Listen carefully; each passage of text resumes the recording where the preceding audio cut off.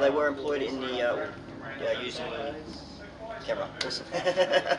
They were used in the Australian Army. They were all manufactured in America. There was about 22,000 originally built. Any idea why they're called a duck? Anyone know? Because they swim in the water.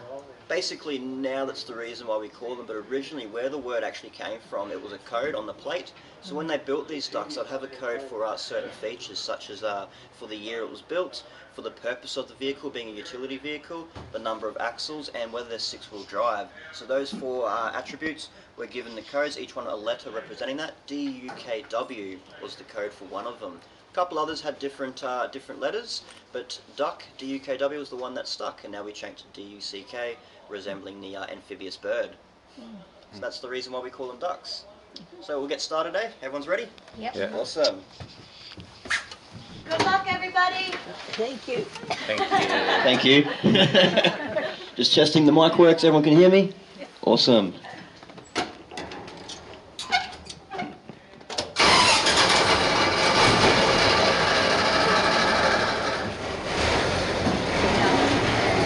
And we're off.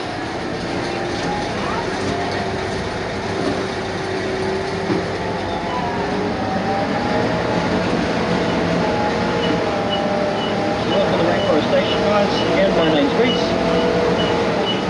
Got a couple of hunger ducks here, so part of about 12 ducks for our fleet. You'll see on the back of this one, in particular number 2, there is the rudder and the propeller. Now that rudder, guys, is connected to the steering at all times. So when I move the steering wheel right now, left and right, that rudder will be moving. As I said, they are six-wheel drive as well. That was part of the reason for the code, calling them a duck. Currently they are locked in six-wheel drive as well, which does help as the majority of the tour, in fact all of the tour, is off-road. So I'll creep a bit further forward and I'll show you what these guys were just looking at, which will be some of our butterflies, or pictures of them first, and we'll hopefully find them in the wild. And also our trees that the butterflies prefer to eat, or their caterpillar zone. They are quite fussy and they'll eat certain leaves of certain trees, in particular the two I'm about to show you.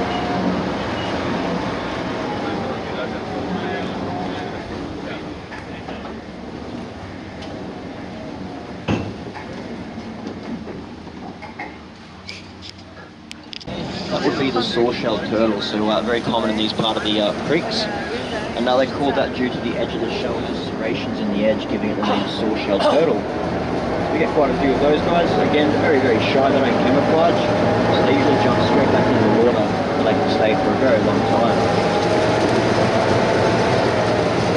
Now in the 1950s, we weren't growing coffee by then. It actually was a plantation for orchids, mainly oranges and citruses.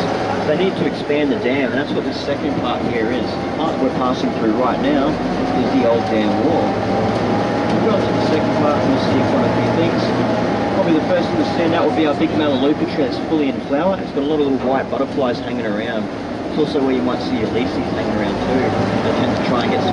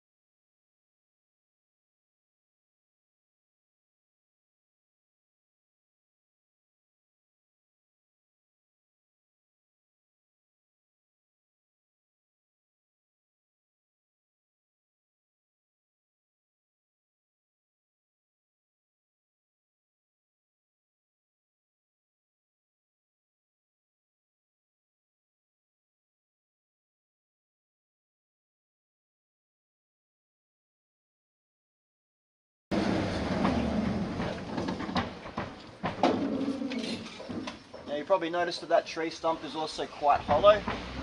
So that's part of the reason why that plant, or that tree did die. The reason it's all hollowed out is due to some of the insects, or a species of insect that we get here, pretty much Australia-wide, referred to as a termite or a white ant. Despite being called ants, guys, they're not actually part of the ant family at all. Ants, bees and wasps make up a particular family. Termites are in neither of those categories. They're actually in the cockroach category that did evolve from our wood-eating cockroaches many million years ago. So they're very much responsible for eating directly in front of those very large leaves. They use them kind of like a basket to collect any rainwater and also falling leaf litter that gives them their nutrients. They don't get their nutrients from the tree that they've latched onto. That's one of the key characteristics of our epiphytes. They're not parasites. A lot of other plants that you find attached to another tree will be parasitic, either harming or even killing that tree to some degree. We've got a couple of species of them. Some of them we'll call ferns, not all of them are ferns.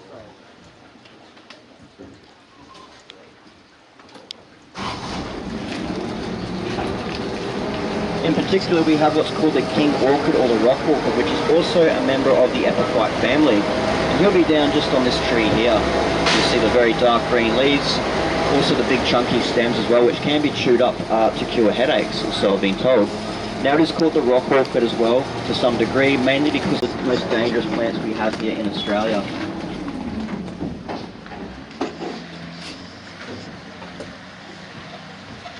There's no locals on board. No one's recognised this plant here. The heart-shaped leaves.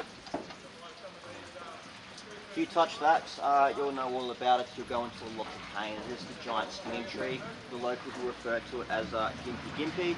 Gimpy means bad. Gimpy gimpy means bad, bad, or very bad. So those leaves are covered in tiny little hairs which break off very easily upon contact, and they get stuck in your skin a bit like if you've worked with fiberglass. So it causes a very bad irritation. But it gets really bad because those little hairs hollowed out and have a neurotoxin venom inside there. Some of the worst poisons are imaginable to humans. So that affects the nervous system, causing the site to become a massive rash, also blister up. Now, there's no cure to that venom as well, so there's not a lot you can do about it in terms of trying to, an antidote for the venom, we'll say. But doctors and scientists will recommend one method that are quite common for people who have been stung by that. It's a way to get rid of those hairs, because that's the main source of the problem. And that's to use sticky tape or hair wax over the site to try and rip as many of those hairs out before the skin eventually heals, trapping them in there. Which is also why the plant's notorious for its length of time for the pain, which can be about 3 to 6 months to a year or two in the worst case scenario. We're reminded of our final Queensland fan palm as well. It is on the Cairns City Council logo.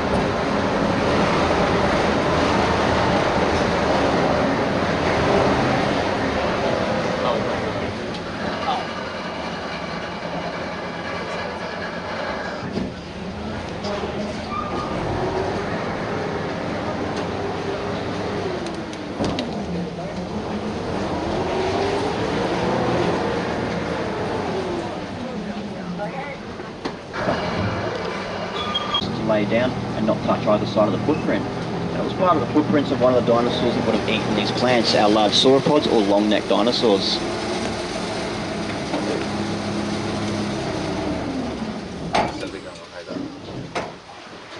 Might also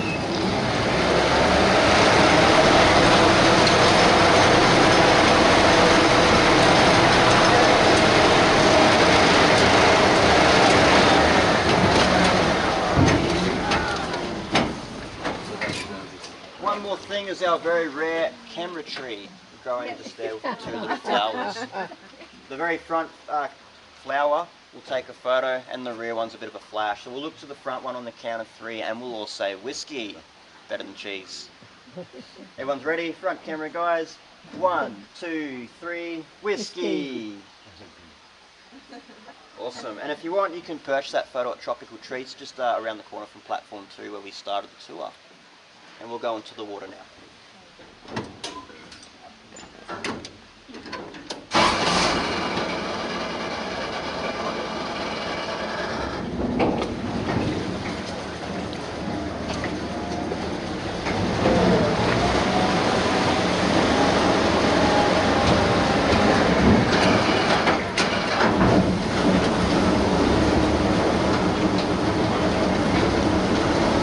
So now we're into the water. I've been going on about plants for most of the tour, but most animals do prefer to be around the water's edge, so it's a good time to find some of our reptiles mainly, also some birds. But today I've been seeing a lot of our butterfly species out around the water's edge, so keep an eye out for those ones. Now my wheels are still on the ground basically, but right about now they should be starting to leave, so you might feel a bit of a change there. It becomes a lot more smooth. So engage the right gear, and that's the colour in now. You might feel that at the back there. We're now a boat. Our wheels should be leaving the surface of the riverbed. They will stay spinning though. They don't stop spinning or they don't retract or anything. They just stay there spinning, helping us get back onto land later on. Releasing the butterfly up ahead here, flying towards us very, very fast. You'll see that distinct line patch as well. Very hard to catch and also very hard to see to take a photo of. They've already disappeared, probably landed. They fold their wings up, and that blue. Both the males and the females have that blue colour on the wings, like a bit difficult to tell apart. The Cairns Berwing butterfly, though, if we see them, the female's quite obvious. She's a lot larger than the male and doesn't have the distinct green colour on the back of her wings, but underneath there's a lot of different red, yellow, whites and black. And that very large impressive size is certainly something to see. If you are interested in actually seeing them though, if you don't see them on tour, do check out the Kuranda butterfly.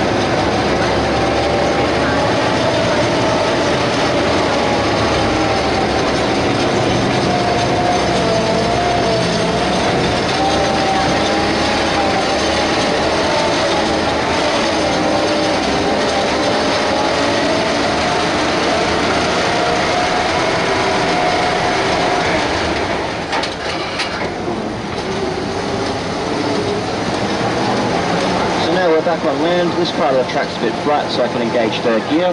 For those curious about the top speed of these ducks, I won't demonstrate it, but it is about 80 kilometres an hour or 50 miles, so quite quick.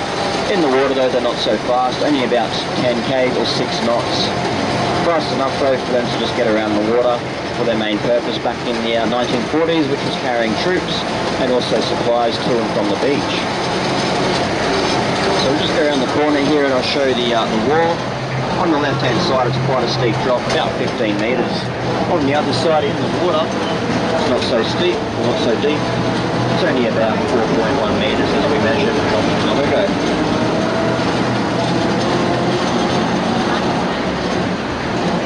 You'll see just down the left-hand side here, we've got a bit of a drop, so we're now on the actual wall, the bit that was raised up about 70 years ago.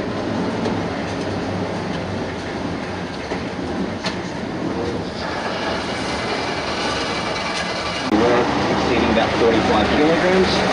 If you're interested in trying any jackfruit, I believe there's also some jackfruit ice cream down at Tropical Treats where you can also purchase your photo.